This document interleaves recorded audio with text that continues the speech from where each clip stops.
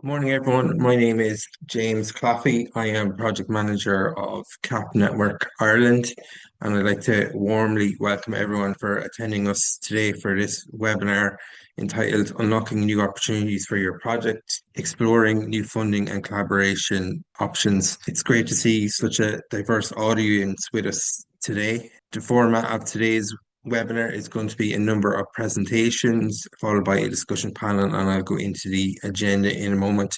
I suppose just on behalf of CAP Network Ireland, I'd like to thank everyone for attending today. First of all, I suppose we are committed to generating and finding innovation and knowledge out there among the Irish agricultural and rural development sector.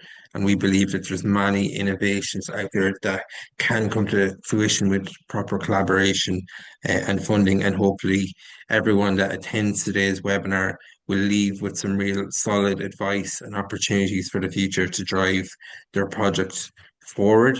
Just in terms of housekeeping for this morning, first of all, before I go into my own presentation, here, as I said, we have the agenda, which I'll go through in a second. Just for anyone that's having technical issues, you will see my colleague Paddy Malone's email on the right-hand side there. It's Paddy at Irish Rural Link. So if you have any technical problems, please do reach out to him. Um, of course, technology does let us down at certain times, so please do feel free to do that. Also, you will notice on your screen there's questions and answers box, and there's also a comment section. So, although today is a webinar, we're hoping to make it as interactive as possible, and we want as many questions, I suppose, as we can from the audience. I suppose we won't delve into individual projects as much, but overall questions about funding streams, collaborations, and the best ways of going about certain avenues is what we're going to focus on today rather than individual projects. So please do use the functions on the bottom of your screen. As I said, today's agenda is quite packed. We've a very wide variety of speakers, as you can see. So I'm just going to do a quick introduction, first of all, on the CAP network and what we do to help people in terms of assisting their projects. Michelle Carney from the department then is going to give an open address, and then we have a number of speakers from the department, and I'll introduce them as we go. And then Aaron Innovation is going to brief us on Horizon Europe, and we'll have followed up by questions and answers. So please do get them in, as I said. And then my colleague Dave Barry has a very interesting discussion panel to finish off today. Um, as I said, very quickly, I'm just going to run through what CAP Network Ireland is for those that are not aware of us. So, CAP Network Ireland is a national network dedicated to supporting sustainable agriculture and development in Ireland. Our members are very broad and far-reaching, so they include farmers, advisors, researchers, rural communities, agencies, and other interested stakeholders. I suppose our role is to promote networking, innovation, and funding opportunities under Ireland's CAP strategic plan. And I suppose for the purposes of today's webinar, we're going a little bit beyond that in terms of funding. CAP Network Ireland is managed by three organisations, Irish Rural Link, Erin Innovation and MTU. And as you can see, there's a short description of both. So please do check out our website for more information, capnetworkireland.eu.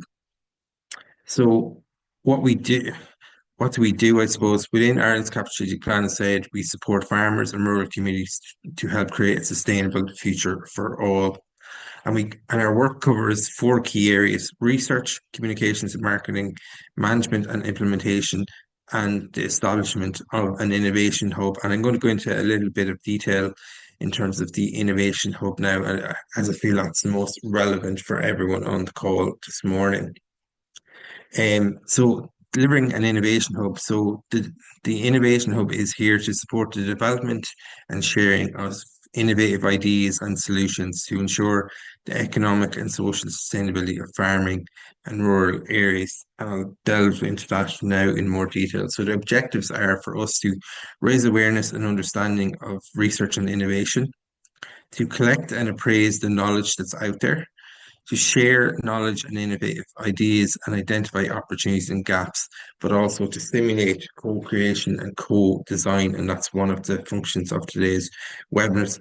I suppose like many people, we realize that there's loads of innovations out there and loads of successful projects from previous funding streams that have delivered significant impacts on the ground, and maybe their impact hasn't been shared as widely or the uptake hasn't been as substantial as it should be. So our job is to try drive that uptake as well. Uh, some of our activities include mapping the ecosystem, or sorry, the ecosystem. So understanding the funding programs that's out there, the stakeholders, the projects, the researchers, and the research and the multiplier. So at the moment, we're actually mapping a range of different funding streams out there, and that will be available to all our members and the wider audience in the near future. But also, we're continuously identifying relevant stakeholders and linking them up with other potential project partners as we go. Knowledge sharing, as I've mentioned a few times, identifying and collecting knowledge for the wider sharing and transfer. Innovation scoping then. So that's deep dives into to support key challenges and needs in sectors. So at the moment, we're actually looking at the organics and the horticulture sectors to see what innovations and challenges are there that we can actually examine in more detail, and we'll be publishing findings from those as we go. Knowledge exchange then is a transfer to particular target audiences to maximize the likelihood of uptake. As we said, there's many innovations and projects out there that have been really successful, but maybe the uptake after the projects hasn't been as significant, maybe to the lack of knowledge and the knowledge exchange around that. So our job is to support that, and then enabling support. So part of our job, as I said, is collecting relevant actors and facilitating that co-creation between them.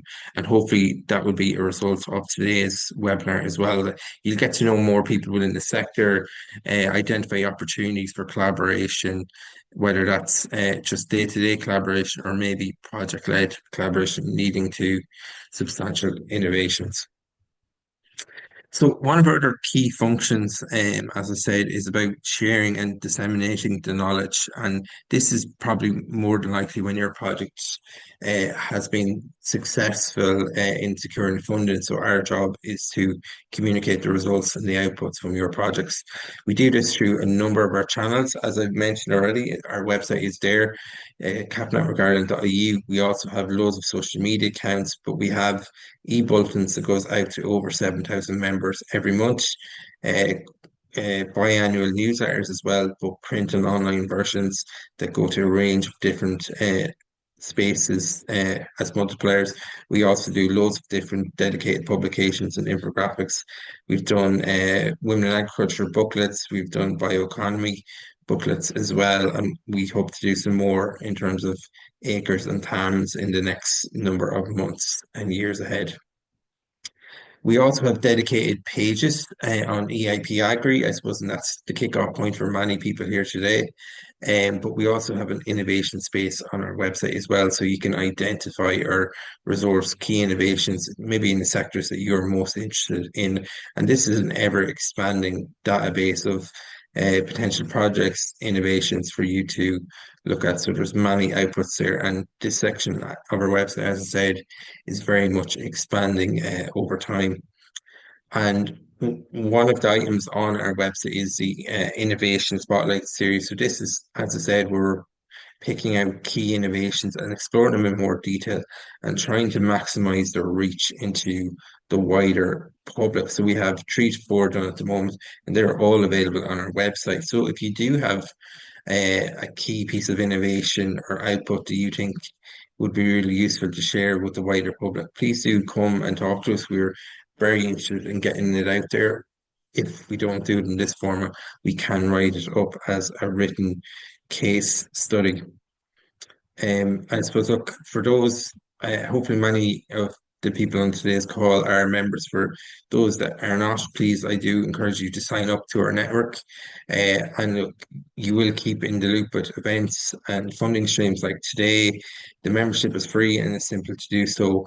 I'm going to share a QR code now in a minute, and if people want, you can um, scan that and it'll send you straight to our website to join up as well.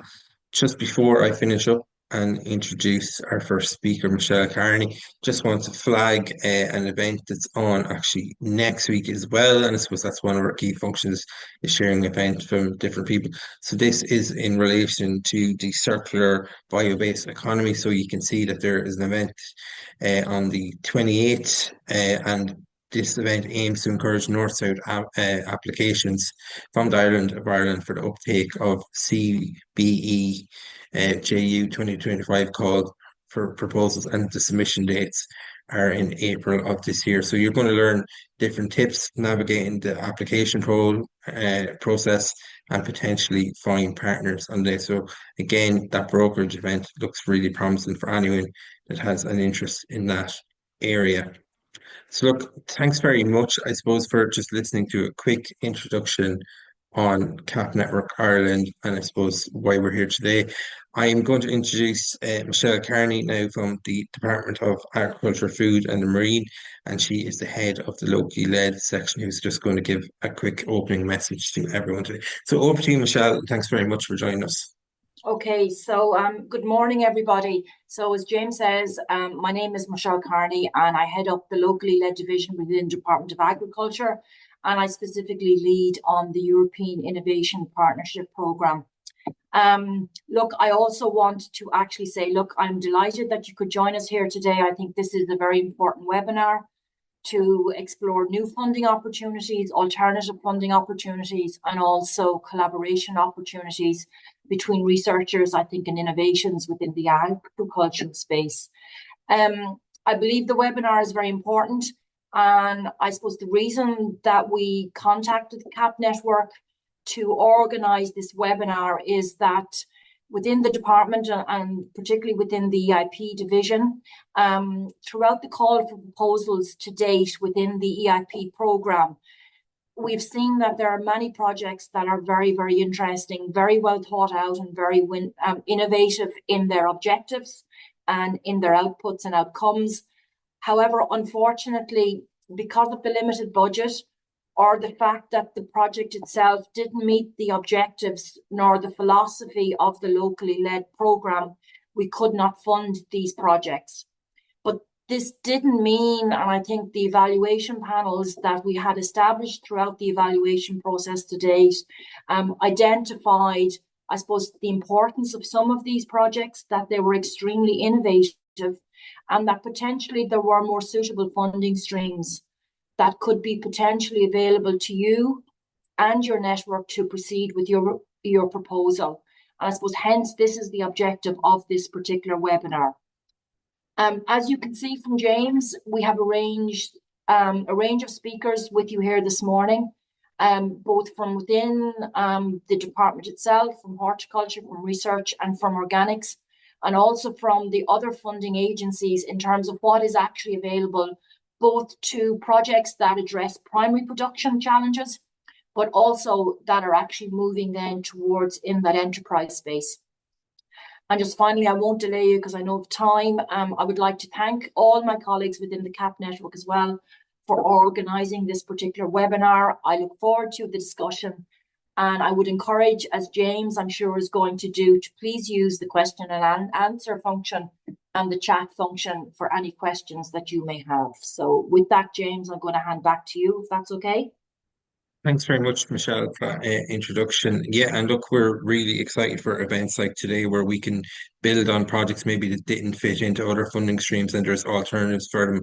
I think that's really important because the groundwork has been done and it would be a shame to waste these innovations that have already been kind of created. So it's just about finding the appropriate one. Yeah, so just before I introduce our first presentation of this morning, again, I would like to echo Michelle's points there. If you have any questions, please do put them into the questions and answer section, and we will try to get to as many as we can. And if we can't get to them today, we will follow up afterwards and share the answers with all the attendees and those that have registered today. So first of all, I would like to warmly welcome Ellen Durkin, who is Assistant Agriculture Inspector in the Bioeconomy Research and Codex Division, who's going to give us a rundown on research funding opportunities within the Department of Agriculture, Food and the Marine.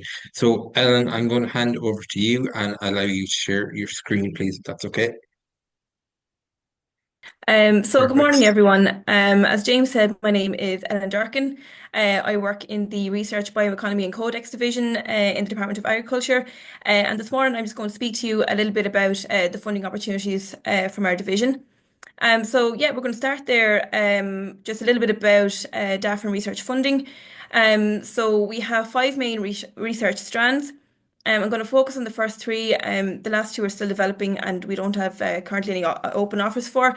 So we'll start there with the thematic research strand. So this strand covers experimental research under broad thematic, cross-cutting and mission-orientated approaches to key RDI challenges. Next, we have our international outreach strand. So this facilitates participation in competitive transnational calls, which enables researchers in Irish research performing organisations to share their expertise and data worldwide. And then next we have our strategic study strand. This is flexible and it mainly addresses policy issues. So calls are frequently opened based on specific topics that are identified from within DAFAM policy divisions, and these would address short to medium term policy needs. I suppose an important point is that we fund public good research through a competitive call process, and we have three stages of evaluation within that process. So step one would be our eligibility checks. Step two, then our expert evaluation panels, and then finally step three is our selection committee.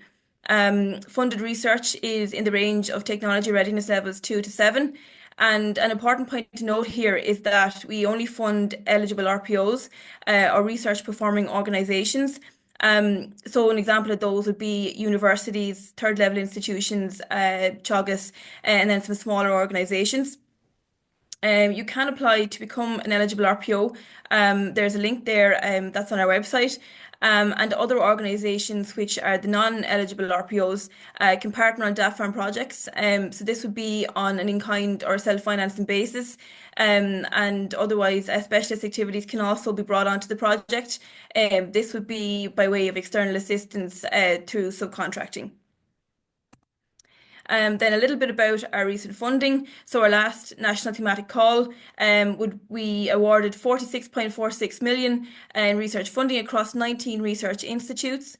So that was a total of 41 projects. The conversion rate of proposals to funded projects was about 37%. So that was over two tranches. The first tranche, we awarded 24.2 million, and that was for 20 projects. And then tranche two was 22.26 million for 21 projects. And that covered a wide range of topics from climate change, water quality and biodiversity, animal welfare, bovine TV, ash dieback, organic agriculture, forestry, food health, and nutrition, food safety, and then finally environmental health. And then a little bit about our international calls in 2024. There was a total funding of 5.7 million for 12 projects. That was under the European Research ERANET, so that's the Green Era Hub, ICT Agri-Food, and then the Agroecology Partnership there as well. And then there was a funding of 2.2 million towards three projects under our joint Ireland and New Zealand 2024 research call. So then our outlook for 2025, we are expecting to run a national research call and a policy and strategic studies call. So our national research call, in previous years, the call budget has been about 20 million, and it covers five thematic areas. So they would be climate mitigation and adaptation, agri-environment, biodiversity and ecosystem services, smart sustainable animal and plant production, health and welfare, bioeconomy, rural economy, agri-digitalization and data, and then finally safe, nutritious and sustainable food processing and consumption. And then a policy and strategic studies call. This is a yearly call, and the topics of which are developed in conjunction with policy divisions within DAFAM, as I've just mentioned. And then it is expected this year, the call will value about 4 million. And then our international outlook then for 2025. So we're expecting to run our US Ireland Research and Development Partnership. So the funding partner organisations for that call are the National Institute of Food and Agriculture, NIFA, within the USDA, and then DARA in Northern Ireland and ourselves, DAFA. We also have our Horizon Europe partnerships, so they would be the Agriculture of Data, Animal Health and Welfare, Future Foods, and the Agroecology Partnership. And then finally, we have the Ireland-New Zealand Joint Research Call. So there's more information on any of the calls there on our website or at the following links. So then finally, I suppose an important point to mention here is that the bioeconomy is covered through other strands that I've just mentioned, but there are specific opportunities available nationally. So first of all, the Irish Bioeconomy Foundation, in collaboration with the Bioeconomy Implementation and Development Group, have produced a brochure which signposts all of the main funding opportunities and supports available for stakeholders. There's a link to that document there, but it is also on our website. Some other national piloting and demonstration funding opportunities then would be the EU Just Transition Fund, Bioeconomy Demonstration Initiative, and the Shared Island Initiative. And then you also have Circular Bio-Based Europe, Bio-Based Industries Consortium, and the European Circular Bioeconomy Fund. There is more information available on anything that's mentioned there at gov.ie, the bioeconomy. You can also contact our division at research@agriculture.gov.ie or bioeconomy@dec.gov.ie as well. So again, any further information on anything that I've mentioned will be available on our website, which is gov.ie research and bioeconomy. So you can see information on open calls, any news, events and media, as well as the policy and guidance documents that I've mentioned. And you can also, as I've said, there you can email research@agriculture.gov.ie as well, and we'll be happy to answer any questions. Thanks very much, Ellen, for that. Really good information there, and definitely some avenues for people to be pursuing. So look, we will take all the questions at the end, if that's okay for all panelists. So I'm just a little bit of housekeeping. I actually forgot, even though I wrote it in big bold writing, just for the purposes of today's webinar, it is recorded, so everyone will have access to it afterwards. So you don't need to frantically take notes throughout today's webinar. And also we will share the PowerPoint presentations with all attendees afterwards. So please don't be worried about that. It will be a useful resource for people afterwards. So next up onto this panel, we have Kevin McKeever, who's stepping in for Jack Nolan. So Kevin is assistant principal on TAMS at the moment, but he was formerly in organic. So he's an expert across two areas, I suppose. Kevin is how best to describe it. And I'm going to share the screen for you. So just give me a couple of seconds here and I'll have it up and ready to go for you. So hopefully that is visible for everyone. Kevin, I'll hand over to you. Perfect. Thanks, James. As James mentioned, my name is Kevin McKeever. I work in the department down in Wexford, and today I will just give you a brief outline of supports available in the organic sector. So if you can move to the next slide there, James. Thank you very much. Okay, so this particular grant aid is the Organic Processing Investment Grant, OPIC for short. So this particular scheme has a budget of, in 2025, 3.5 million, and to support investments in the organic processing sector. So basically, this scheme is available for any processor, any organic registered processor in Ireland, and they might be a farmer, but they might have a small bit of processing on the farm. You know, they could be in the horticulture sector. So things like grading, storage, packing, labeling, any type of investment outside of primary producer. So it's a 100% exchequer funded scheme. Grant aid is at 60% of the eligible cost, and the maximum grant aid is 900,000 per annum. So we have got applications for large applications and then small ones as well. So there's everything will be considered. In 2024, there was 1.3 million spent in the scheme, and as I said, the budget allocation this year is 3.5 million. The scheme opened towards the end of last year, and it has just closed recently. So the applications that are being submitted are currently being assessed, and with funding available, hopefully next year it will be open again later towards the back end of this year. So James, if you can move to the next slide. Thank you. So this particular item, it's the open call for promotion and development of the organic sector. This was launched by the Minister earlier this month. Again, it's a 100% exchequer funded scheme. I suppose the main criteria here is that it would align with the National Organic Strategy, which is really any element that would promote the development of the organic sector. So it could be in research, it could be in marketing, it could be anything. It's publicizing organics. Just any type of application will be considered. I suppose that's the easiest way. So if you have an idea, talk to us, put it in paper, submit an application. So the closing date for this call is the 7th of March, and the 3 million fund available for the period 2025 to 2027. Because we could get applications in that by the time we assess them and give them the go-ahead, there could be a lead-in time in developing the project. So it is for 2025 to 2027, and the maximum funding is 150,000 per project. So that's just two schemes that is out there to develop the organic sector, and so thank you very much, and available for questions. Thank you.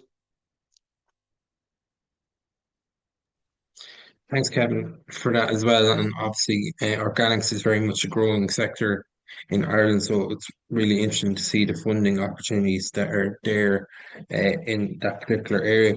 So, look, as I said, any questions, please do put them into the question and answer section at the bottom of your screen.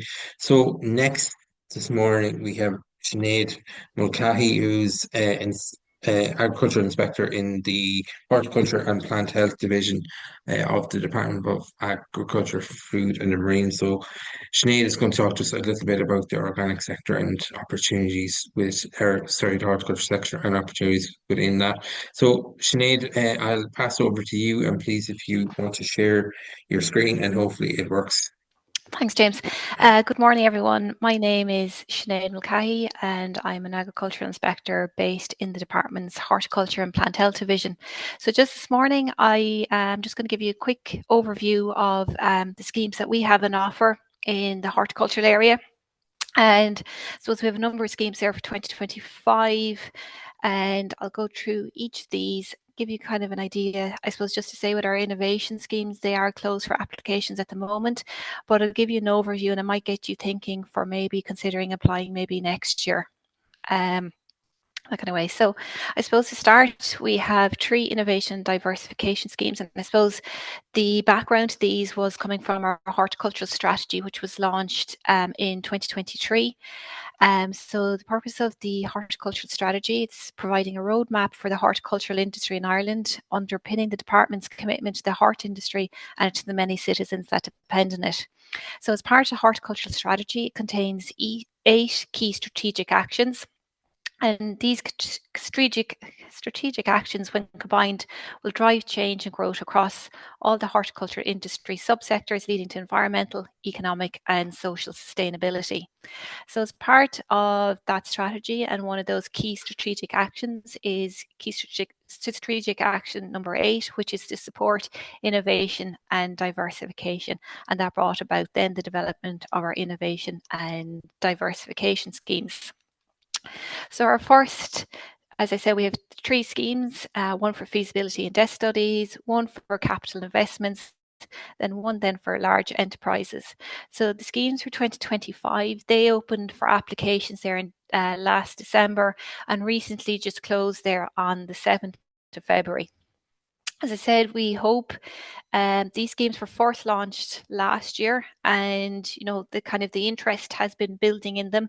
We've got a number of applications this year and really good quality and interesting applications. So we hope to build on that, and that we'll get budget allocated later on in the year, and that we would reopen them for 2026. So just give you an idea of what's involved in these. So the first of our schemes is the 2025 Scheme of Investment Aid for Innovation and Diversification in Horticulture, and this is for feasibilities and desk studies. So I suppose the whole point, the aim of this scheme is for people who are primary producers in horticulture that are thinking about maybe investing in an innovative piece of equipment, or maybe looking at maybe developing a new variety of crop, that kind of going the innovative way that way, or then maybe people who are involved in horticulture that are looking to diversify. They have a product and they have an idea then maybe for a value-added product, might be juicing or dehydrating products. So they have an idea. And I suppose this first step, before anyone kind of wants to make that big step into kind of investing in the capital investment needed for that, is to do a feasibility or desk study. So I suppose this scheme aims to assist in increasing innovation and diversification by funding fundamental studies, industrial studies, experimental development, and feasibility studies for public good and/or commercial advantage in all aspects of primary horticulture production. So that's both edible and amenity horticulture. So the scheme is open to SMEs, your small medium enterprises, engaging in primary horticulture production, for those that like to innovate and diversify. But before they do that, they need to carry out specific studies, I suppose, to see, okay, what are the markets, whether it's likely to be successful. That'll be on the diversification side. And again, examining on the innovative side, might be looking at investing in a piece of equipment or doing something. As I said, we have nothing specific for what's eligible or not eligible, and we've got a lot of interesting studies in. So the applications must be made by the primary producer, but the primary producer can work in partnership with, for instance, a research institute or another entity. So that might be the likes of Teagasc. You might have a consultant that you could work with. So that's all eligible. But again, just the application comes in from the primary producer, but they can bring in then someone with that expertise and knowledge that they might be missing to work on the project and to do the research for them. So the rate of grant aid depends on the type of study. So that's kind of between the fundamental, industrial, experimental, different ranges. So it starts at 25 and it goes up to 100% for particular types of studies. There's also, within some of the studies, there's different rates. There might be an extra 10% if you're an SME, if you're going to make it available for public good. So that's publish your results. There could be additional grant aid rate for that as well. So we have no minimum investment under the scheme, but the max investment per project under the scheme is 500,000. So I suppose moving on from once the feasibility and desk studies and fundamental studies are done, the person might be then in a position to go that one step further, and that's to take that investment in the capital and the capital equipment needed. So that leads on to our next scheme then, which is the Scheme for Investment Aid for Innovation and Diversification in Horticulture for Capital Investments. So again, aim is similar to the other one. It's to help increase innovation and diversification in the hort industry by grant aiding capital investments. So again, open to SMEs active in primary horticulture production. We don't have a specific list of investments that are eligible. We do have some suggestions in our terms and conditions, such as processing and juicing cider making equipment, dehydrators to process mushroom broccoli powders, automation equipment to improve the picking and processing of produce. So kind of, as I said, that's not an exhaustive list. We've gotten a lot of different types of capital investments that have come into us. And again, I suppose it all comes down to kind of what you include on the application form, your justification as to why this is innovative, or why you need it to diversify your business. So the grant aid rate on this is 50% kind of standard rate, and then there is 60% then for young farmers or if you're a registered organic grower. And then just part of this, we do have a minimum investment level, so it'd be 10,000 excluding VAT. So then our final innovation scheme is for a scheme of investment aid for process and organisational innovation in horticulture for large enterprises. So the other two schemes are aimed at SMEs. This one is specifically for large enterprises. The large enterprises would be a company with greater than 250 employees and a turnover of greater than 50 million. And again, similar aim to the other one, it's to encourage organisational and process innovation. Scheme objectives, again, to encourage primary producers to innovate in areas which can lead to increased efficiencies. And I suppose part of one of the requirements in getting the grant aid for this is that the large enterprise has to work with an SME. The grant aid rate, and this is 15%, but provided that the applicant effectively collaborates with an SME in the activity, and the SME must incur at least 30% of the total eligible costs. So there are three innovation schemes. As I said, they're currently closed. They closed there on the 7th of February, but we would be hoping that they would reopen later on in the year. And at the end of the presentation, I'll provide the link to the website where you can go on and read about the terms and conditions, the application form in a bit more detail. So I suppose our final scheme that I'm going to cover this morning, probably our most longest running scheme that we have within the division here, our scheme of investment aid for the development of the commercial horticulture sector. So again, the aim of this is to assist in the development of the hort sector, and also included in this grant aid scheme is beekeeping, and just for 2025 we've now added in for seed potato producers as well. So grant aid provides grant aid for capital investments in specialised plant and equipment. Again, the scheme is only open to micro, small and medium-sized enterprises that are active in the primary horticulture production. Our grant aid rate is 40% as standard rate, with 50% again for young farmers and licensed organic growers. So the minimum investment that is considered for this scheme is 7,500 excluding VAT. Again, we have an upper cumulative limit per applicant over the scheme period, which runs from 2023 to 2027, and that's a maximum investment of 5 million, and that's a maximum grant aid of 2 million. The scheme is funded through the National Exchequer, and the scheme also falls under state aid guidelines, state aid in accordance with the guidelines for state aid in ag and forestry sectors in rural areas. For 2025, our budget that has been allocated for, I suppose, to cover the commercial hort scheme and also what our innovation schemes is 8.5 million. So just quickly, a few of the points of what's kind of considered eligible. So the scheme is, again, we don't have a list of eligible investment items, so growers can apply for kind of what they need for their hort enterprise. Again, it just relates to primary production, not the processing side. So I just there have some of the equipment there that we have granted in the past. And I suppose that's just a kind of map of how our schemes work. And I suppose I'll just say on the commercial hort scheme. So it opened for applications last October. It closed on December 13th, 2024, there just before Christmas. But just to say, if there's any growers on the webinar there today, we have the Minister Healy-Rae announced last Friday a targeted reopening of the scheme for anyone that has been affected by the storm. A lot of damage was done across the hort sector, so in response to calls for that, the scheme has reopened for people affected by storm damage. So if there's people who have already applied for the scheme, they can amend their application, or if anyone wants to come in now with a new application for structures or polytunnels, whatever that have been damaged, they can do so. So just I've put up there a link there to the department website on the horticulture pages.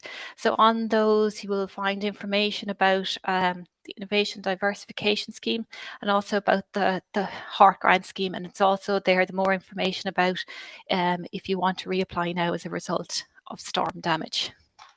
So that's all I have. Thank you very much. Thanks very much, Sinead. Again, a lot of information there for people to digest, and we'll go into that in the questions and answers, hopefully as well, and share the information with after. Just in the interest of time, we're going to move on to our next speaker before we get questions and answers. So I'd like to introduce Rochelle from Erin Innovation. So she's a senior project manager with Erin, and she's going to talk to us about Horizon Europe opportunities. So, Michelle, I will pass over to you. And if you want to have a go at sharing your screen, please. Hello, everyone. Delighted to be here today. So, as James said, I will take you through an introduction to Horizon Europe. My name is Rochelle Crusoe, and I'm a project manager at Erin. For those of you who might not know who Erin are, we are an SME based in Dublin. And we work very extensively in the funding, procurement, and project implementation space. Overall, our ethos is to guide and accelerate research and innovation to deliver a sustainable future. We have about 35 of us. Most of us are in Ireland, but we have a few on the continent in Europe. And we support all across the funding life cycle. So we do proposal support services. So we will review Horizon Europe applications and work with the coordination team to make sure they're very competitive. We also do training and capacity building on the same topic. We are partners on Horizon Europe projects, which I think is a really nice component to the work because, yes, we're advising, but we're also living it. So it gives you a nice understanding of what it's like from both sides of the coin. And typically our role in projects is on knowledge transfer, communication, dissemination, and exploitation. So we do this in our European projects, but we also have some national contracts within Ireland where we are specifically looking at knowledge transfer. So with our nice team here, we've been able to support a lot of institutions across Ireland. You'll see some familiar names there, but then also across Europe more broadly. And we aren't necessarily sector specific. We see ourselves as,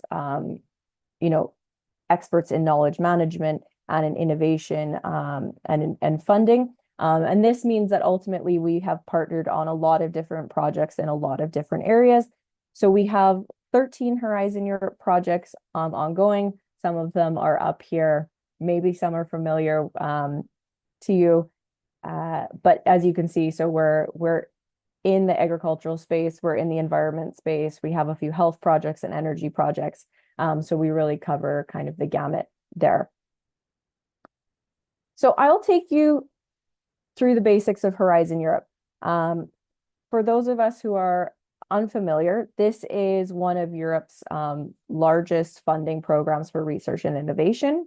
Horizon Europe is a top-down and policy-driven program, which means the outcomes that the larger funding mechanism sets to achieve is dictated by the European Commission's policies. It is very impact-driven. What they're wanting to see is change on the ground and change for end users and stakeholders, which I think is where a lot of you can bring a lot of value, and we'll get to that as we continue. And they're also interdisciplinary. So the projects will always involve actors and academics from different sectors. So you might have someone with a really technical focus, but you'll also have maybe some social scientists involved. You'll have experts in dissemination. They want these to be quite well-rounded. Now, just to take a step back, so Horizon Europe is running from 2021 to 2027 and has a budget of 95.5 billion. But just to say, it is one of many European funding mechanisms. So I have this image here. And so the CAP network is sitting in this sort of army green circle in the middle, and Horizon Europe is sitting over here. But there's other programs you might be familiar, like LIFE and so on and so forth. So just to say, if Horizon Europe's maybe not the fit for you at the end of the day, there's a lot out there and there's a lot of money to explore. So don't limit yourself, essentially. But if we zoom in here on Horizon Europe has 4 pillars.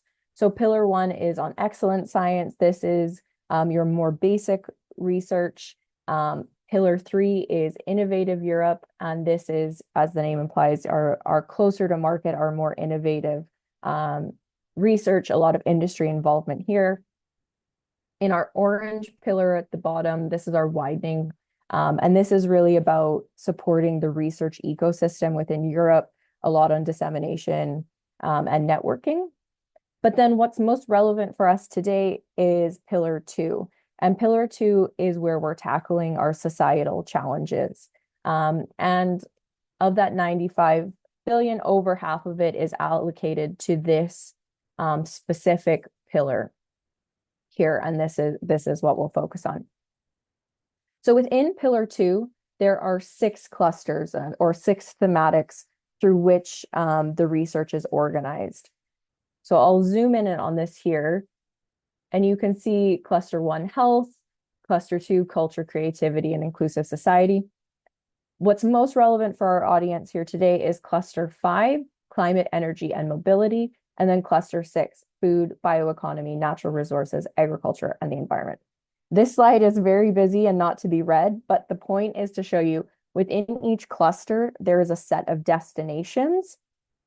So there are about 6, in most of them only 3 for Cluster 2, but for 5 and 6, we have 6 and 7 destinations. And these are essentially a further specification of the type of research they're looking for within it. So for example, if we look at Destination 4, the projects within this destination will tackle clean environment and zero pollution. So when we go to apply for these calls, we have first the cluster, then we have the destination, and then we'll have the call. And I won't go into those in detail today, but I have some links at the end. If you want to go into the funding and tenders portal, you can take a look at what some of those look like. So this is the basic structure for most of Horizon Europe Pillar 2. There are 2 other terms I want to just let you know of. The first is missions. And missions within Horizon Europe, they are to support Commission priorities like the Green Deal, like climate adaptation, like New Bauhaus. So again, for our audience here, healthy soils and climate change are probably our most relevant missions. For the purposes of most of us here, there is very little difference in terms of application between the clusters that I just showed you and the missions. It's sort of more of a political change in how they're presenting it. Like the idea of the missions come from like putting a man on the moon. So these are the missions that we're tackling in Europe. But in terms of an application perspective and funding perspective, it doesn't change much. And then lastly are the joint undertakings, and we had the event shared for the CBJU event that is coming up. So these are slightly different than the previous 2 in that they're co-funded both by the Commission and industry, and there's more focus on industry here and having partnerships between private and public sector actors. So yeah. Those are kind of the 3 different names that you might hear within Horizon Europe, but just to say that they're all kind of working in the same sphere. So another little bit of terminology, if you're to get involved, some things that you might want to be aware of and take into consideration. First of all, there are 3 types of actions. There's research and innovation action. This is kind of applied research. The TRL was probably around 4 to 6. And we have 100% funding for all partners. For innovation actions, this is larger demonstration, closer to market. And the funding here for for-profit entities is 70%, and for nonprofits, it remains 100%. And then lastly, for coordination and support actions, this is on raising awareness, and funding is 100% here. So what do these projects look like? What are some characteristics? As I said at the beginning, they're multidisciplinary. So the projects, I would say on average, have somewhere between 5 to 20 partners. We can see more than that, up to 30. It depends mostly on the budget, which can be ranges massively anywhere, I'm saying on average from 2 to 20. And they usually run for anywhere from 2 to 5 years. There's a minimum requirement of 3 European countries. This is a very easy thing to achieve. Generally, if we want to achieve the impact of the project, we need countries involved to test, to run, and to uptake of the results. And there are two main roles I want to highlight here, the coordinators and the partners. So the coordinator, as the name implies, this is the person, the organization that runs the project, and they have the responsibility of pulling together the application, pulling together the consortium. They do a lot of the writing of the application. And then partners, this is the majority of the organizations in the project, and they are doing a specific task. Some have more or less responsibility. It just depends on how that's constructed. The coordinators have a lot more administrative burden. Typically, an academic institution is taking on this role because they have the systems in place to do the administrative capacity. So this is typically, we see this is done by an academic partner. So this is a little theoretical, so I'm going to briefly give you two examples. The first project I want to talk about is called Paludemus. I just started at the beginning of February, so it's still coming into its own, so forgive me if I don't know all of the details of it yet. But it's a 4-year project. There's 26 partners and 11 million euro budget. And the project is on water table management. Specifically, they're looking at increasing the water table, but still having a productive capacity to the wetlands. And there are 3 demonstration sites, one in Ireland, which is in Galway or near Galway, one in the Netherlands, and one in the UK. So I think for a lot of people on the call here, this role in this as a demonstrator or the connection to the community, whether it's through stakeholder engagement, that could be a really interesting way for you to engage in these projects, because you do have that local connection. And that's because these are impact-driven projects, that role is really needed. We have a lot of academic institutions applying for these projects, and often kind of what tips them over the edge in lots of ways is by having a meaningful connection to the community, to demonstration sites and things of that nature. So this project's just getting started. As I said, some familiar faces you might know in it. NUI Galway is coordinating it. UCD, Board Namona, Peatland Finance Lab are all involved in this project. So I've put the link to the Cordis website at the bottom there if you want to understand a little bit better. Another one I want to mention here is SCORE. This is a project I work on, and it's finishing in June. So what this project is looking at is on climate adaptation. So not exactly in the agricultural space, but I want to highlight this idea of living labs. The project is using 10 living labs to address water and climate related hazards. We're using ecosystem-based approaches and smart technology. So in Sligo, for example, Sligo County Council and ATU are the partners for this living lab. And in Dublin, it's Dunleary Rathdown County Council and UCD. And they're working with the stakeholders like Tidy Towns, for example, to implement sensors so they can monitor water levels. They're working with, I think in Sligo, they're looking at dune erosion. So there's conversations about like GAA clubs and about the golf courses. So this kind of local connection to the community, albeit in a more agricultural focus, is super valuable, and it makes it more meaningful for these projects to connect and make the impact that they set out to achieve. So I'm just going to finish on this slide with some tips and tricks. What I recommend, especially if you're starting out in the Horizon Europe space, is to be a partner and not a coordinator. It's a language to its own. It's its own beast in a way. So getting some experience as a partner and getting your toes wet in that way is really valuable. and it also reduces the administrative burden that you'll face. So possible roles that are interesting are being a demonstrator or doing this idea of a living lab, a hub. It's a co-creation. These are co-creation concepts. Anything involving stakeholder engagement, citizen science, etc. These could be really interesting ways for your organizations to get involved. So with that, align yourself with established organizations in the space who are already going to be submitting bids and let them know that you're interested in partaking. So these are, our academic institutions, Chagas, and so on and so forth. Also, Horizon Europe is very competitive. It's just under a 20% success rate.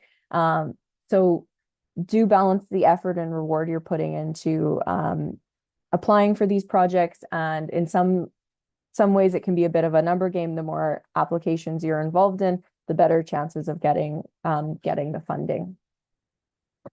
And lastly, I just have some links for you to learn a little bit more about Horizon Europe. Erin, we deliver courses on this, but then of course there's a variety of other information sources, some that I have linked here. So hopefully that was helpful for you all. Thank you. Thanks very much, Michelle, for that. Some really useful tips and tricks, I think, at the end. And I think managing that expectation as well is a really interesting point there at the end in terms of resource management. Can I just invite all our previous presenters, please, to turn on their cameras, and we'll just take a couple of questions for the audience, from the audience, if that's okay. But please do submit your questions, as I have said. There is a couple of questions there, and I have a couple myself. So look, first question I suppose comes from Sarah within our audience. Are there any of the department's calls, apart from EIP-Agri, that are suitable or open for community-led or place-based projects? Michelle, maybe, or if Ellen, someone along those lines. I think Rochelle has probably outlined some points there as well in terms of community, so we might circle back to Rochelle in terms of that. But Michelle or Ellen, if anyone wants to take those, maybe that question first. Yeah, so James, look, I can start. So look, I suppose the EIP project or process is the main instrument, within Dept currently to actually fund those community-based calls.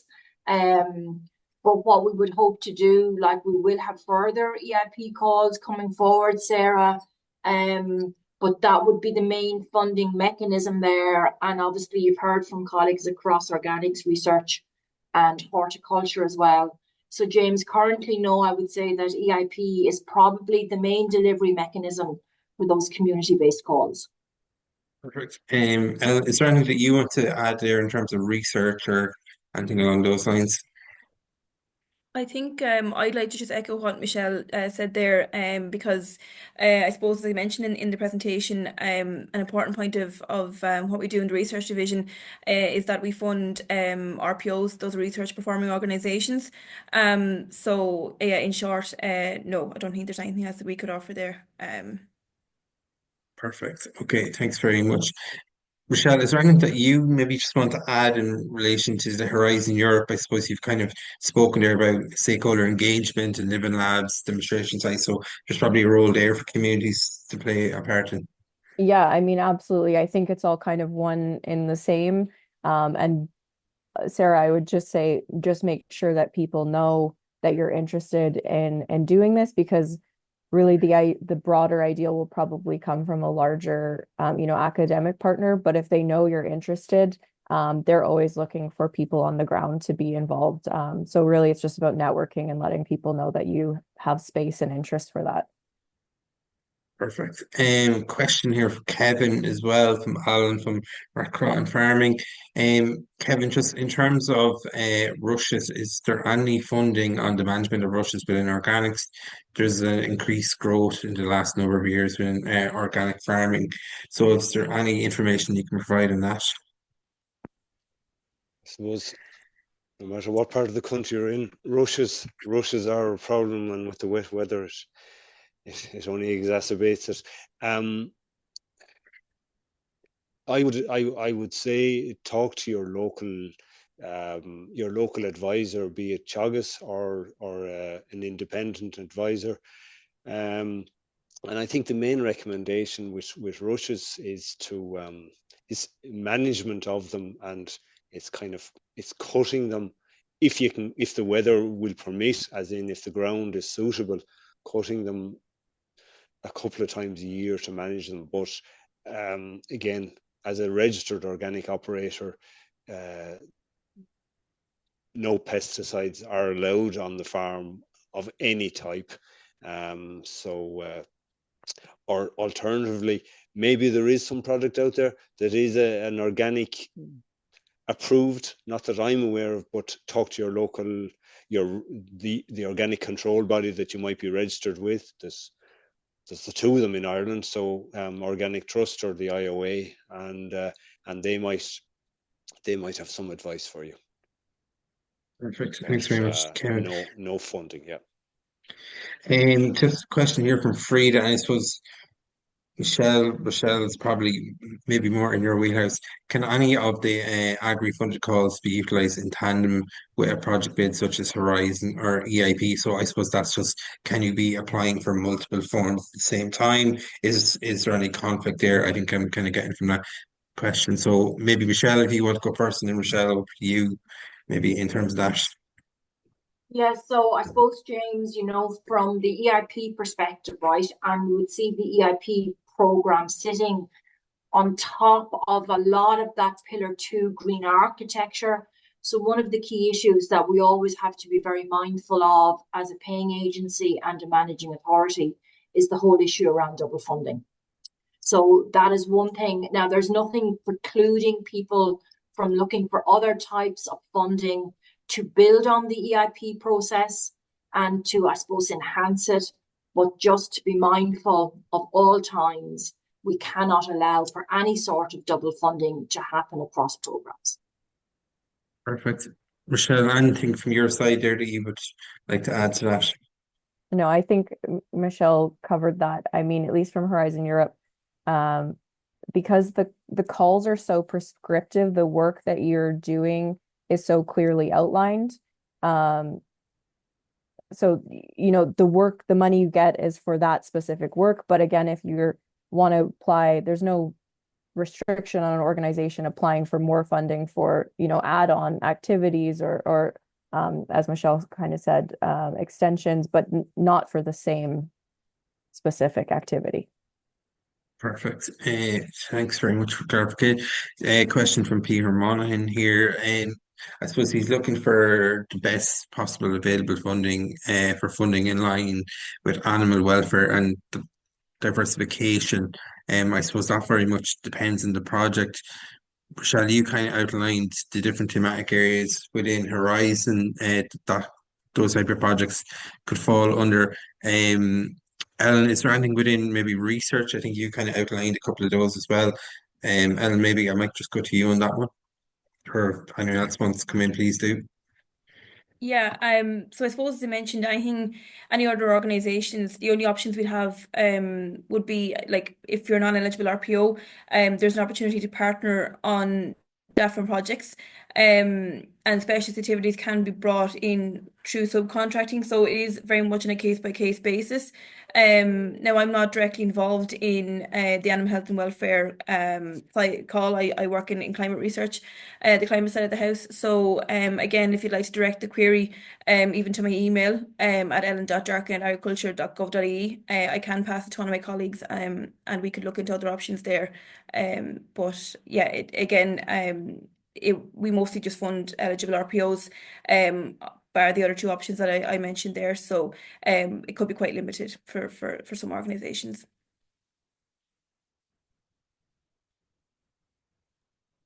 I think you're mute there, James. Apologies. We might just take one or two more questions in the interest of time. Michelle, someone's asking about further calls in EIP in 2025. You kind of outlined that. Is there anything else you just want to add to it? Any more details on those calls or? No, James. So we're currently, I suppose, finalising final suite of calls under commitments under the CSP program, but to date, we would have now at this stage launched, a number of calls both across animal welfare, gender balance, generation renewal, digital technologies, and we closed there last November. I think it was the large scale environmental sustainability call. So that was probably our biggest call to date, which had a fund of 17.5 million. So now we're just closing out a couple of more projects, but to rest assured to everybody that everybody will be given sufficient notice through the CAP network and other media channels in terms of when those calls will come on stream. Perfect. Sinead, just over to you then. In terms of, look, you've outlined a lot of detail within your presentation there, and I suppose there's a lot of timelines people can be kind of working towards, particularly maybe next year with some of the different schemes and projects that you've outlined. What preparations or what advice would you be giving to people in advance of those opportunities coming up? Yeah, I suppose just to reiterate, we always kind of have the caveat that the schemes reopening are always subject to budget allocation. But as I mentioned, the terms and conditions and application forms there for the 2025 schemes, there, if anyone's particularly interested in innovation diversification, they're available there on the website, on the DAFN website. Go to schemes and services, onto horticulture, and all the previous terms and conditions. So that's a good starting point for anyone who might be interested, kind of to read down through those. There's the email address is there, horticulturegrants@agriculture.gov.ie, if anyone has this particular question. So I think that's kind of the best starting point. You get an idea of kind of what the terms and conditions are of the scheme, and you'll kind of know from the outset, okay, this might suit me, this mightn't suit me. So it's a good starting point. Great. Thanks very much. Kevin, just a question for you there. Is it possible to confirm when the OPIG will be open for new applications?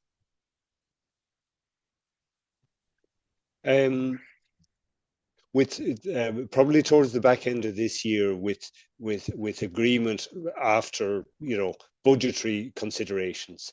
So as I mentioned, the current scheme is just closed, so just going through those applications, and so likely at the end of this year again. So look, if someone has an idea, get thinking on it, but I would say maybe October, November, budget permitting. Perfect. Thanks very much, Kevin, for that. Look, just in the interest of time, we just might move on to our next panel, and I'm going to introduce my colleague Dave Barry. But just to thank everyone that has kind of spoken so far and offered their contribution in terms of presentations. Look, as I said, presentations and the recording of today will be available afterwards. So if people have more questions, they can review them again. Also, just in terms of the CAP Network Ireland, if you do have project ideas that you are looking for potential partners, maybe other funding streams, please do contact us via email or directly to our website. And if you have queries in that area, we're happy to take them forward to help you identify the relevant people or the funding stream, or even point you in the right direction of the different speakers that were on the call today or further afield. So if you do have a project idea, please do come and talk to us. That is part of our core function within the Innovation Hub. So just thanks again to the 5 previous speakers as well. And look, any questions that maybe you didn't get an opportunity to answer, we will take them. And if there's any more, please do continue to put them into chat.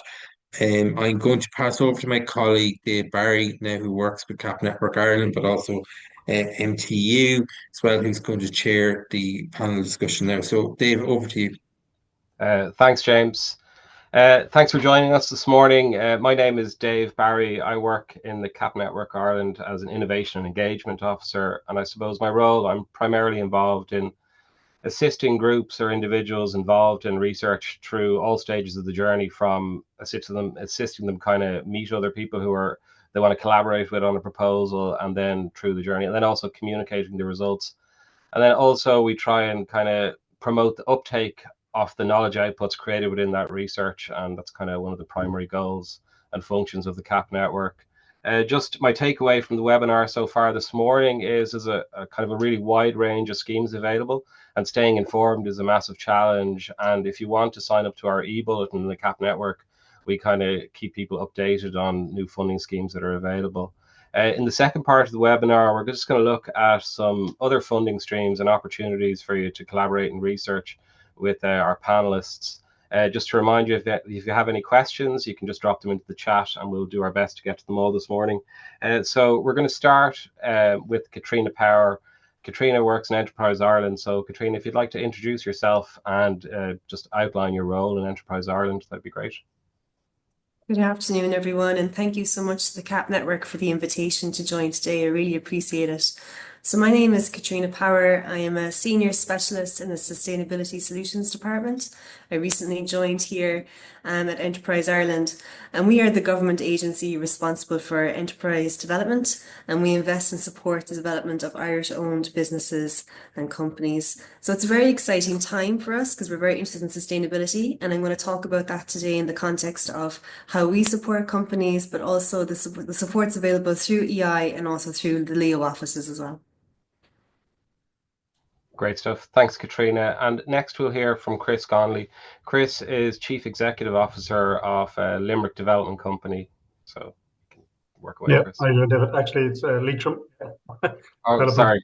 Yeah. So I work with the LEADER program, and I suppose local development companies have national coverage in each area, different names and different identities, but you can find them all under ildn.ie, or I know the CAP Network Ireland has a very good section on the website on LEADER as well. So it's very, very useful there. And a lot of the information I'll be sharing with you is, I suppose, from that as well, I suppose the same teams.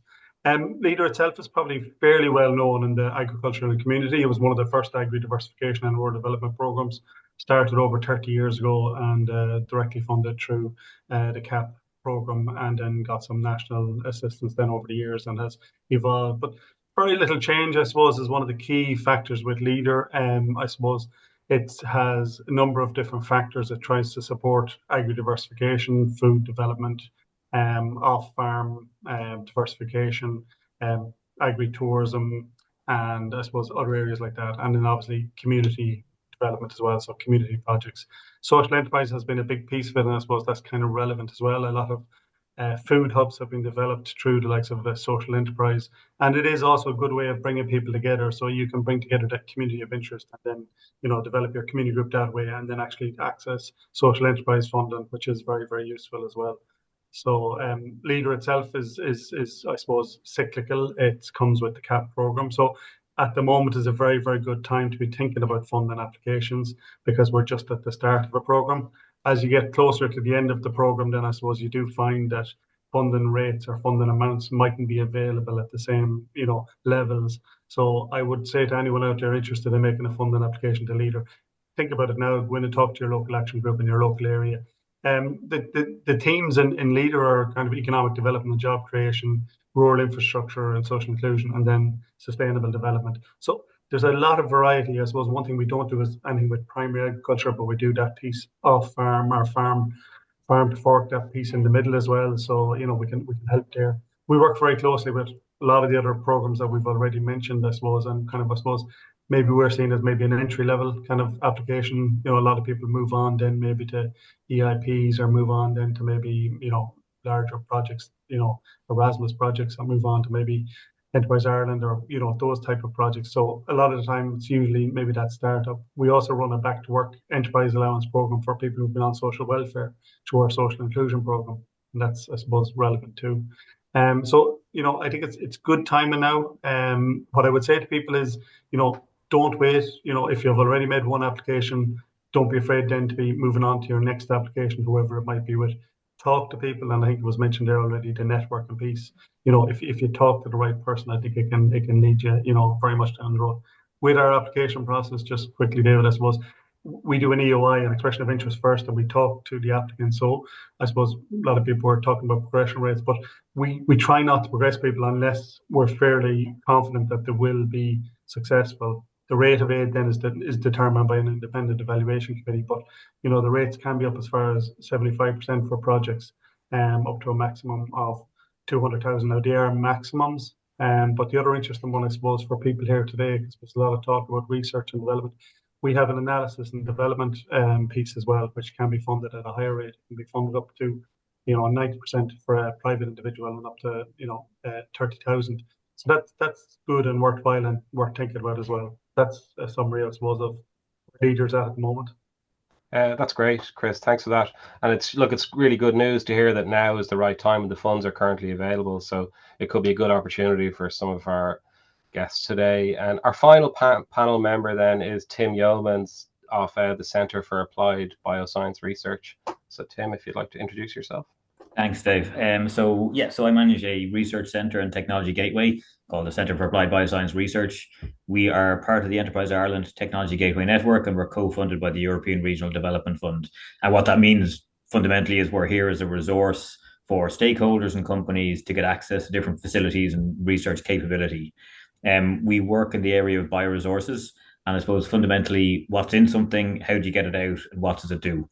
We're a collaboration between Munster Technological University and the Technological University of the Shannon. So in old money, IT Tralee and Limerick IT. And we've got people, facilities, and lots of nice equipment that's available for us to try and work with, as I say, stakeholders and enterprises on to get value from bioresources. So that's fundamentally why we're here. That's great. Thanks, Tim. And Tim, if you just want to stay on there, I suppose a lot of people hear about examples of universities involved in research, but say, how would like a private company or say a farmer representative group, begin a journey, say, working with someone like yourselves? Yeah, and so I suppose, and this is one of the pieces that's been touched on a number of occasions throughout some of the previous speakers, and James mentioned part of it as well, I suppose. It's that finding out what's most appropriate funding mechanism to research through, and certainly that suggestion around that innovation hub is an excellent idea. And so I suppose the key piece, whether it's a company or a representative group, it's making contact with somebody in a university or a research center or research group who you can work with. And sometimes that's difficult to work out whether you can work with them or not, but it's making contact in the first instance, because they'll have a lot of that information around the different funding mechanisms, funding programs, and obviously organizations like CAP Network as well, to try and guide people in the right direction. In terms of companies, Ireland is a really good place to do research and development. There's lots of different funding programs that are operated to Enterprise Ireland and Research Ireland that can support companies in doing research and development. It does very much depend on whether you're looking at it to solve a particular problem that you have. So from a top-down perspective, where you want to define what the issue is that needs to be addressed, or whether it's more bottom up, that an issue is being defined and you want to kind of support the solution of it or the delivery of it. And I suppose as an example of that, Enterprise Ireland will fund a lot of things that a company will say, I have a problem with this, I need somebody to help me to solve it. Enterprise Ireland can provide funding for R&D around that. If it's more of an issue that affects the sector, I suppose, then the Department of Agriculture, Food and the Marine have different types of calls where to a certain extent the call is defined. We want to solve this problem, how are you going to do it? And then universities and representative agencies and companies can then fall in behind that. But the influence that they can have on what's being addressed is less so, because the topic has already been defined, I suppose. But I suppose fundamentally, there's lots of different opportunities for doing research development, whether it's driving the question or supporting answering the question. And it's about making contact in the first instance with somebody that can try and point you in the right direction. Yeah, thanks for that, Tim. And I suppose that's really one of the key messages we want to get out of this morning's webinar, is just to make the contact. And it doesn't necessarily have to be the right person at the start. Yeah, because we're all in a position to maybe then, once the initial contact has been made, to direct you to somebody who might be more relevant to your own research area. And I'm just going to address the next question to Katrina. So could you just give us a brief overview of the kind of what Enterprise Ireland are involved in the areas they're currently engaged with, and how they could be relevant to the people this morning on our call? Absolutely. So in terms of like Enterprise Ireland supports, like it's a development agency. There's a lot of supports available to business, primarily around export development, sales, marketing, growing teams, leadership, all that type of thing. But I guess the thing I really want to hone in on today is all about the green supports that we have available through our Green Transition Fund, because these supports are available through the Leo office and also through Enterprise Ireland for clients as well. And if you don't mind, I'll just share my screen a little bit, because I have just one or two slides and I can explain them in a little bit more detail. So you can see that okay? Yeah? Yeah? And so our Green Transition Fund is designed to support companies to prepare for a low carbon and more sustainable future. We have two elements of the fund. One is all about the Climate Planning Fund for business, and the second is about the Enterprise or Emissions Reduction Investment Fund, so for those heavy emitters. And I suppose this all ties back to the ambitions in Enterprise Ireland strategy. The ambition number 4 is all about enhancing sustainability performance of companies to make sure they're very competitive. And secondly, it's also to capitalise on climate opportunities and the green value creation piece as well. And I think, through, my background has, I suppose, in Ireland, working in Ireland in the bioeconomy, is you do see opportunities for green value creation. You do see opportunities, through agri-tech, climate tech, whatever it might be. So maybe some of these kind of supports might be relevant in that context. So I suppose here, for maybe the businesses on the call, who are maybe smaller businesses, SMEs, what we usually offer to companies is different types of funding, so they can hire a consultant to support with their sustainability journey. And they can be some things like the Climate Action Voucher, which is a kind of a starter fund of €1,800, or it could be maybe you want to access advice and actually develop a sustainability plan, and you can do that with a Green Start. And actually, it's not just about sustainability plans, because that actually they encompass a lot of things. They also encompass, well, you can create a circular economy plan. And in circular economy, we include the bioeconomy. It could also be about perhaps navigating some aspects of, say, environmental product direct declarations, things like that. Perhaps a certification, if you were looking to get that for a product, and it had export potential, and you want to make sure that it has that, credentials behind it. That's very important too. And it could also, some of these fundings as well, particularly Green Start, it can be used to help create a biodiversity plan. So say maybe there's a company on the call who's maybe an EI client, or maybe a client of the Leo offices. Maybe if they want to pursue something like this, this might be a way to kind of kickstart some activity going forward. So there's different types of fundings available for the companies. Climate Action Voucher, Green Start, as I mentioned already, to kind of get some advice.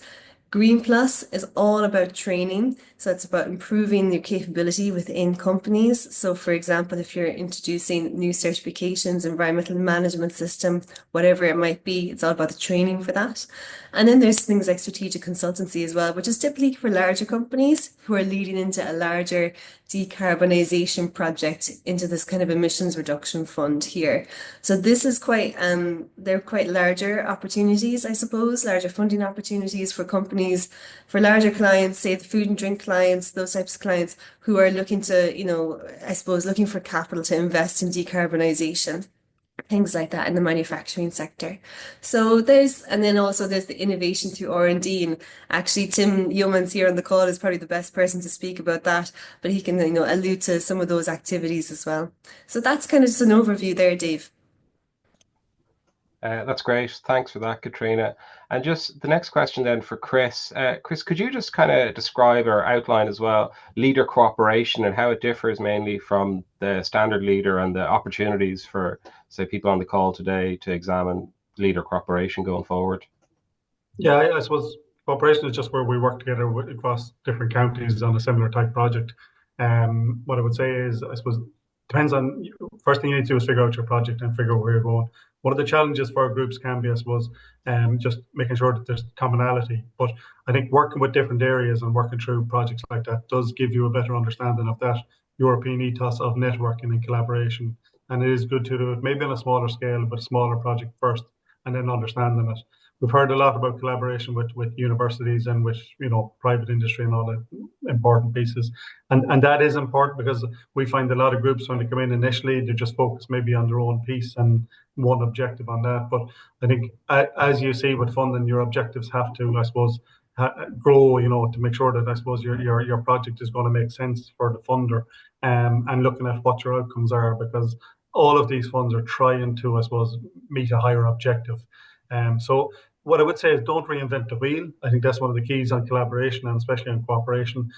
Have a look to see what has this done before, and I guarantee you something similar has been done somewhere before. And if you can talk to that group or talk to that individual, it'll make life an awful lot easier. And then once you find out maybe how they did it, there may be an opportunity to come in as a partner, or maybe an opportunity to come in as a collaborator. And I think that's one of the very good ways of doing it. It also means that maybe, they can share maybe how they went through the application process. You also to develop the network to find out when key deadlines are, because one of the key things with funding is, being on time. We find a lot of the time that people come in and, they're just maybe too late for maybe an application process or deadline, or maybe they have to wait for 12 months and they might lose momentum. So it is important to see what other funding streams are available and to make sure that you're collaborating and you have your homework done. Like I would say to anyone, if a funding stream, and some of them mentioned here this morning, there might be 12 months off again, that's preparation time. That's your collaboration time, that's your networking time, that's your plan development time. It's also time to gather up some much needed funds, because we do find with a lot of our clients that a lot of them need to have matching funds or money to pay out for the project in the first place, because our money is paid retrospectively, our grants. So you have to pay out in the first instance. So you do have to think about also, how you're going to fund these projects. And I think, talk to someone who's been through the process, or go into your local action group and find out what's going on there. But yeah, great opportunities at the moment for collaboration and for cooperation. Thanks, Chris. And it's really interesting that you mentioned starting your application early. I think there's some really good evidence from Horizon Europe and from the CBEJU that the applicants who log onto the portal the earliest and start the process earliest, they tend to be, the most successful within the calls. And I know we're looking at maybe like 1 in 5 applications under Horizon Europe are successful, but I think if you're looking at about 40% of those are, the 40% are the ones who will start early. So you're right, like start the process early and give yourself every possibility. Another area as well, which they recommend, is it's looking quite possible as well there, David, that some of the ones that start early were ones that maybe were unsuccessful the last time, so are in a different area, so they may be actually developing on their idea from the last time and getting in early and having their plans ready, or developing or correcting maybe areas where maybe they went wrong.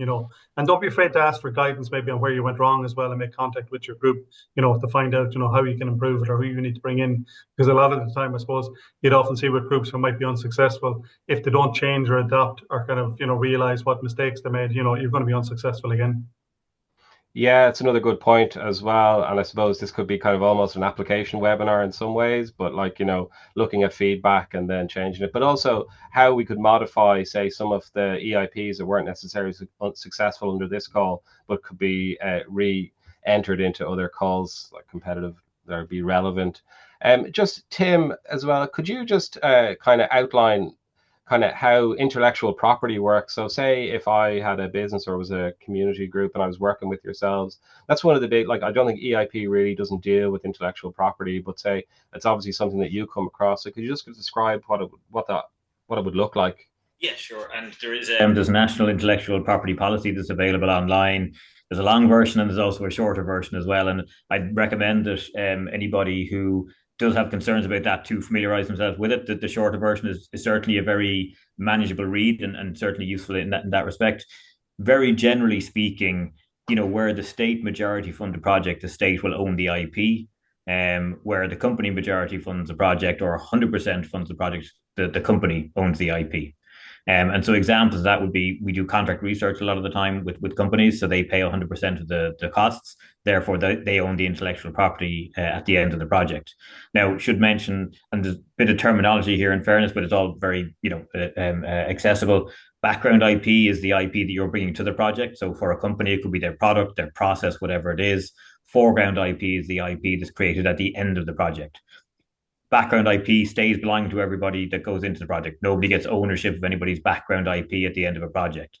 Background IP stays belonging to the company, your formulation, your product, your process, whatever it is. The foreground IP may be the data. It may be an improvement of the process, maybe different bits and pieces, but it's the information that's created by virtue of doing the project. So by contract research, the company owns that.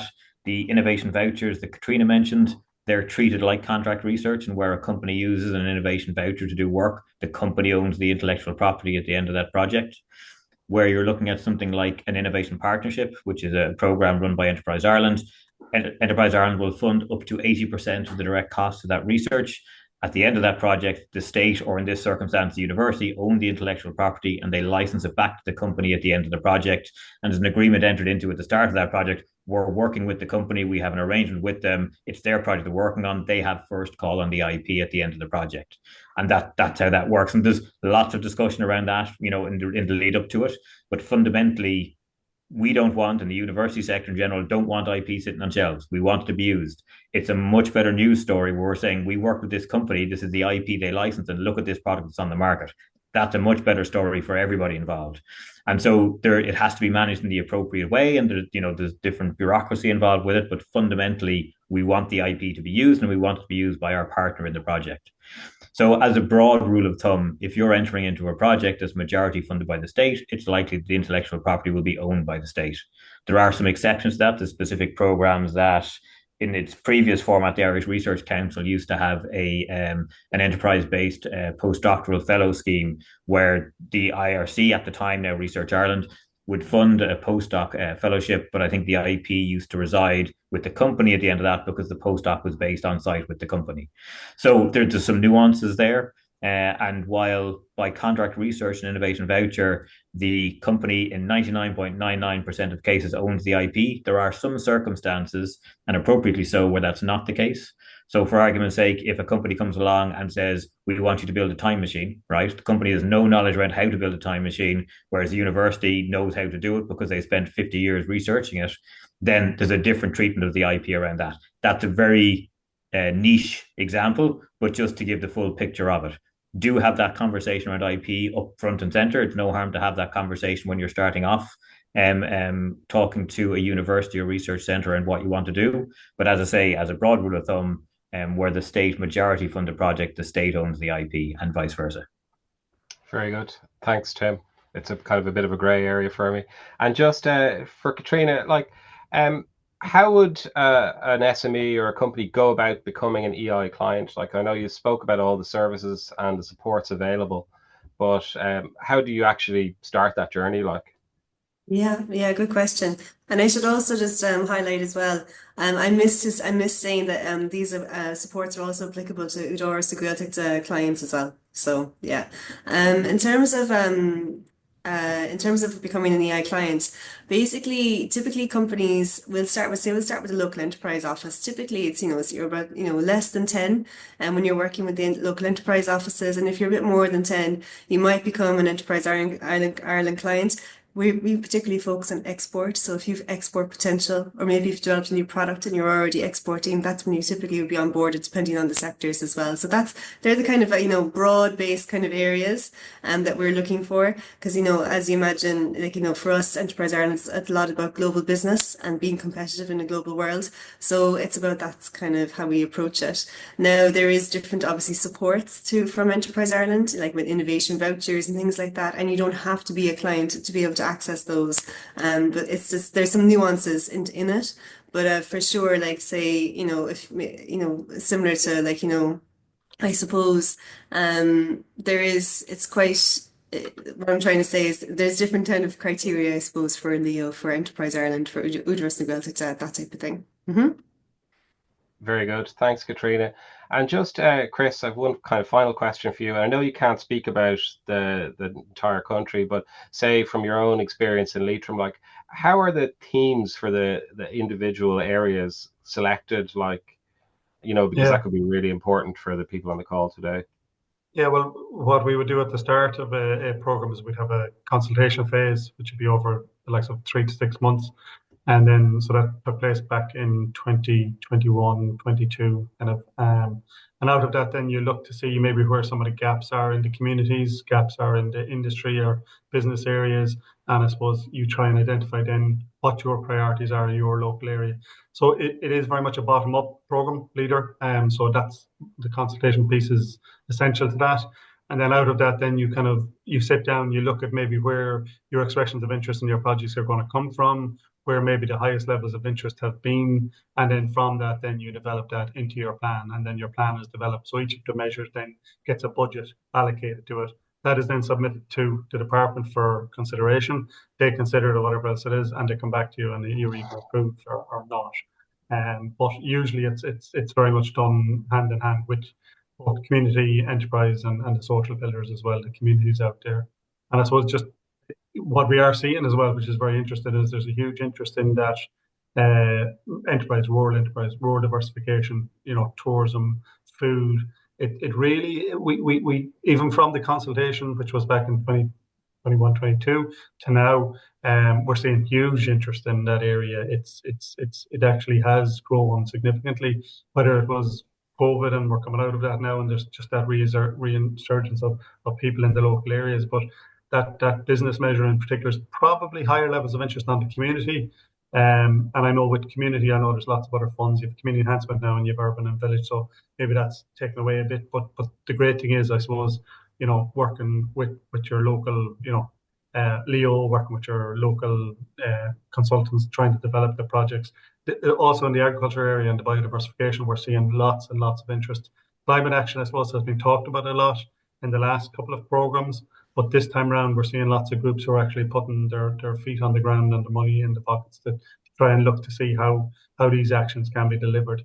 And a lot of groups have done a lot of groundwork. So the last time there would have been a biodiversity plan for Leitrim, there would have been, work done with biodiversity groups of farmers and different areas like that. And in the climate action areas, there's a lot of work done with communities in those climate action areas. So we probably are seeing the outcomes from that nationally. So I think this time around we should see far better outcomes in those areas, hopefully. Thanks for that, Chris. And actually, a few of the topics that you mentioned, I think would be extremely relevant to some of the people on the call today, because just working with them earlier in the year, I think some of them would be definitely, could link really well with Leader. And just, Tim, kind of one final question, really, from your experience, can you see any trends within the sector and the research? And what areas do you think are really interesting and present opportunities? It could almost what people could target in particular areas. I think obviously relevant for the conversation today, but particularly in terms of agriculture and sustainability. And as Chris mentioned there, farm diversification, we're seeing some really interesting things happening. There's a guy up further north who has a sheep farm, and he's turned it into kind of a tourist attraction. He organizes tours to come in, and they look at the sheep shearing and all the rest of it. And it's part of a bigger picture. It doesn't solve everybody's challenges, if you know what I mean, in terms of doing that. For people who have a desire around it and a kind of a drive around it, it can certainly help. And there's another company we do a bit of work with who developed a cosmetics product from sheep's milk. And so just looking at, innovative ways to do things. And while not intimately familiar with the Leader funding, I'd imagine there's mechanisms there within different funding mechanisms to look at, scoping out opportunities and determining the feasibility of them through Leader or the local enterprise office or something like that. And so certainly those trends around sustainability, which is almost a bit obvious to say at this stage, and is I suppose one of the fundamental reasons why Enterprise Ireland have those different green transition funding, because they're recognizing those different trends that are coming. But certainly something, and it was touched on earlier on by a previous speaker, I think it was Rochelle, around the importance of demonstration of impact and having those user groups involved in the projects. And there's a massive amount of power that probably a lot of the stakeholders that are on this call have. Because gone are the days when universities can put in a research project and say, I'd like to do this because I want to see what happens when I press this button, right? It just doesn't happen anymore. There has to be the demonstration of the impact and also the involvement of the societal groups that it will impact, both in European funding, but also in national funding as well. And Research Ireland's challenge calls are a demonstration of that, where Research Ireland, previously SFI, have these challenge calls that require a societal champion to be involved in this project, which in essence is the sanity check and what the researchers want to do. And I'm using this as a very generalized kind of comment around how people approach research. But stakeholders, farmer groups, enterprises have a massive amount of power in those kind of European funded projects, because universities are required to have them there to demonstrate the impact and that the approach that they're taking is the appropriate approach. Because, and look, there's value to research that happens to see what happens if I do this, right? There's value to that research, absolutely. But equally, it's really, really important that the research approach that's being done, or the question that we feel we're trying to answer, is relevant for the sector that we're trying to demonstrate it for. And so one of the key things that I would say for all the people that are on the call here is to recognize the value that you have by being involved in this project. The universities aren't doing you a favor by involving you. They have to have you involved as part of the projects. Yeah, thanks, Tim. That's really interesting. And actually, within the CAP network in Ireland, that one of the roles we're trying to develop is to be the facilitator to make these connections between the groups and the university and the research community and the RPOs. So we feel that's a really good opportunity. And if anyone on the call today is interested, they can just contact us in the CAP network and we can try and facilitate that. Look, I'd like to thank Tim, Chris and Katrina for joining us this morning. It was really interesting, and we'll send on their details and their contact information to everyone who's on the call today, and if they want to engage further with them, they know who to contact. And I'll pass you back to James now. Thanks very much. Thanks, Dave, for facilitating that session, and some really interesting points from Tim, Chris, and Katrina, and some points that I've definitely taken for myself and noted forward. So look, we're coming towards the end of today's webinar. So look, very quickly, I'm going to, just before I finish off, I'm going to invite Michelle if you want to make any final remarks before I close off today's webinar, to please do. If not, there's absolutely no problem. Look, Michelle, I'll just give you a minute or so if you want to say anything final. Yeah, so thanks, James. Look, and I think it's all been very much covered this morning. And, you know, this webinar has certainly met my expectations in terms of, I suppose, us helping with the EIP program and actually having an overview of those projects that were out of scope or that we just didn't have sufficient funding for. So I think it certainly much addresses that particular need that we identified. But I think also, as a researcher myself in the olden days, right, it does show that there is a myriad of opportunity here for people to actually look at those types of funding.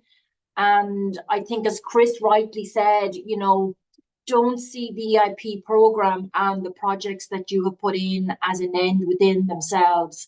Like, they are the preparatory work for further projects or for further opportunities.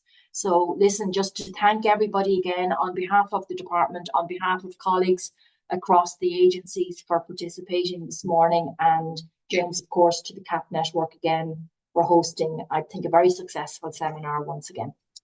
Thank you. Thanks very much, Michelle, for that and for your remarks. And yet, just to echo, I suppose, your points there as well. One thing that kind of struck me as well, that there's a lot of expectation that comes from funders, but also there's a lot of competition there, and that preparatory work is so important. The earlier you start, the more successful you're going to be. I think Dave has kind of outlined that in terms of research that's already been done, and this is not the end of your journey, it's only the start, and there's plenty of opportunities out there for everyone to kind of go after.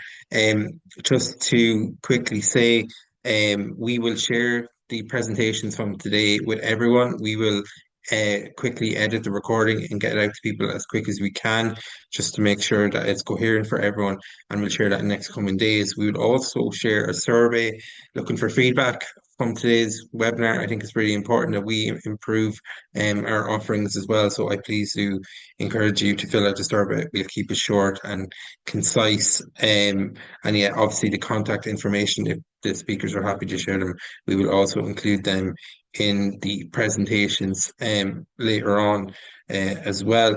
Look, it's really important for us, the groups that are present today, please do come contact us if you have any questions, any further queries, or looking for other opportunities.